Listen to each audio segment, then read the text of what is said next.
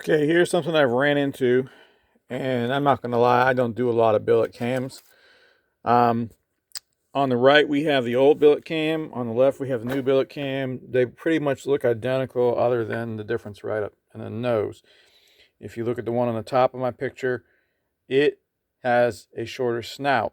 So when I installed the new one in, I used the old hardware, which would have been this stack up here, that stack up there. And then I had a lot of slop when I pulled the cam in and out. Well, I did some deduction and calls, and this is what I come up with just by sifting through my stash. This is something I had in there that I hadn't used yet. Big difference right there.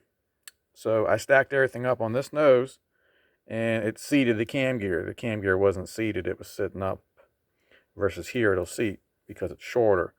So I'm going to put all in with the new stuff. New.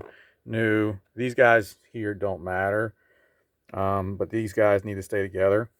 And I also found the actual Danny B thrust plate. The newer one is 334. The older one is 322. So I'm going to assume with a new blank, I need to run the whole entire new setup here. So I'm going to put that on and make sure my thrust is kosher.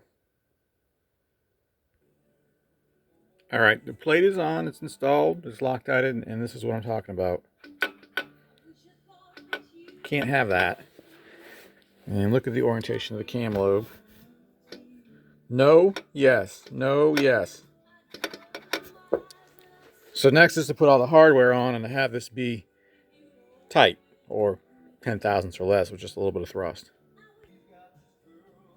All right, we have the gear on. You see the gear slides on the keyway. Here's my slop, still present. Now I'm going to put these guys on. This guy doesn't matter. I need two hands. Okay, this guy's on. The next guy is the cam gear eccentric. Doesn't matter which way it goes.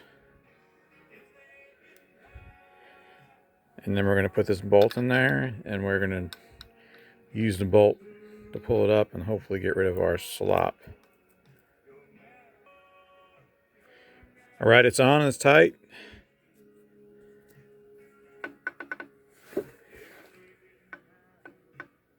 Very little thrust. And my lobe is centered.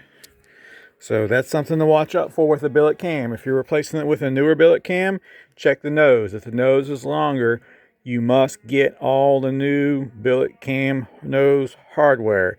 If you try and use old hardware, you're going to land up like I was. And if I missed that, that would have been bad. Would have put a lot of stress on the cam gear, on the cam sensor gear, probably wore the bushings out, and possibly snap the timing chain. And there's what it looks like. I took the bolt off. You can see how this one is very recessed. This one's not recessed at all, and you can see that the snout of the cam would bottom out here, and it wouldn't allow it to come all the way forward. So this is the design. Don't know why they changed the design, but they did. You know how that is. They change designs, we mix and match parts, we get in trouble. So hopefully this will help somebody.